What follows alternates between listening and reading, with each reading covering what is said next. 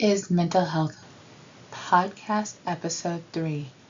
Why is there a rise in some mental health disorders but not others?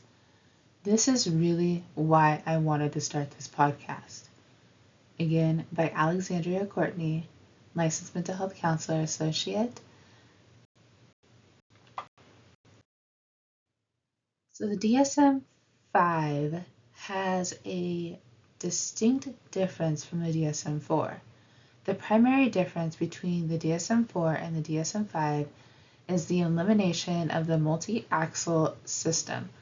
And since the DSM-IV categorized diagnoses across 5 distinct axes, including medical, psychosocial, and functioning, the DSM-V merged these into a single non-axis system to evaluate disorders holistically and across spectrums.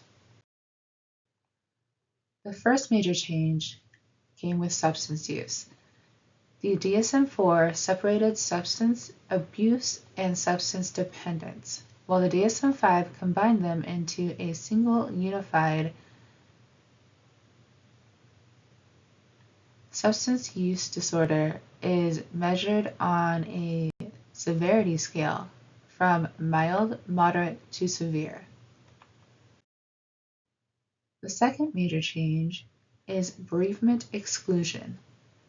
The DSM-V removed bereavement exclusion, which is advised against diagnosing major depressive disorder in the first 2 months following the loss of a loved one. So the nitty-gritty, why does this matter?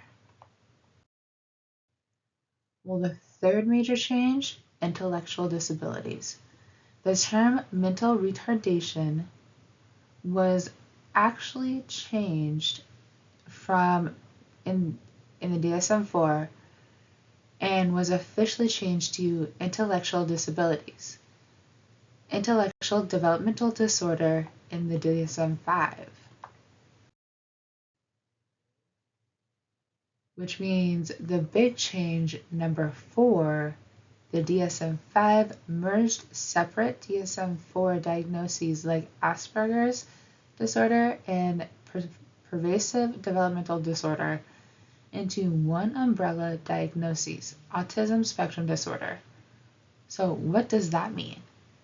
This is why you are seeing a growth in autism, ADHD, and other spectrum disorders.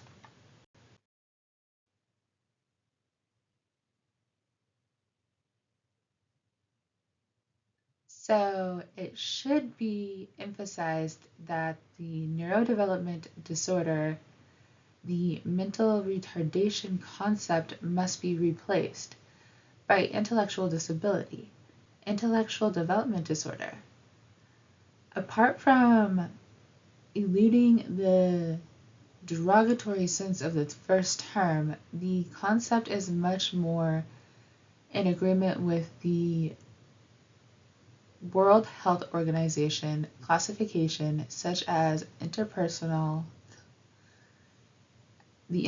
classification of functional disability and health, included in communication disorders are language disorders, speech and sound disorders, childhood onset, fluency disorder, stuttering, and social pragmatic communication disorders, such as being able to distinct it as such from the autism spectrum.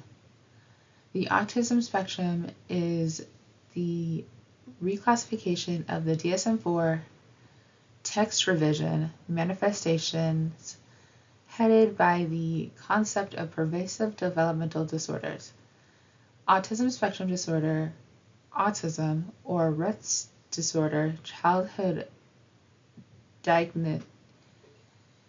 disintegrative disorders, Asperger's disorder, and pervasive developmental disorder, not otherwise specified. 2 major domains are indicated for diagnoses, formerly divided into 3, social communications, social interactions, and restrictions, repetitive patterns of behavior, interest, or activity. The genetic risk study has not enabled categories to be discriminated, and it has been suggested that the new classification gains in specificity but not in sensitivity. With respect to attention deficit hyperactivity disorder, ADHD, it has been questioned whether the DSM-V maintains the same systematic indicators without improving the provision of the disability, reducing the numbers of symptoms necessary in adults, which is suspected will increase in false positives. In fact, in criteria B and C, the presence of impairment or distress is unnecessary, and only criterion D alludes to them generically, so overdiagnosis is possible. Furthermore, the neuroimaging study does not make it clear whether what is observed is merely an extreme or of normality.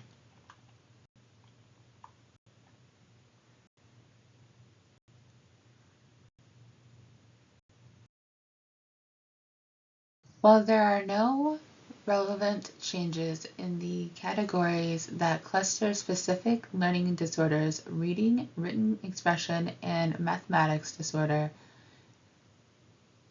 several disorders that were scattered in the DSM-IV text revision, such as motor disorder,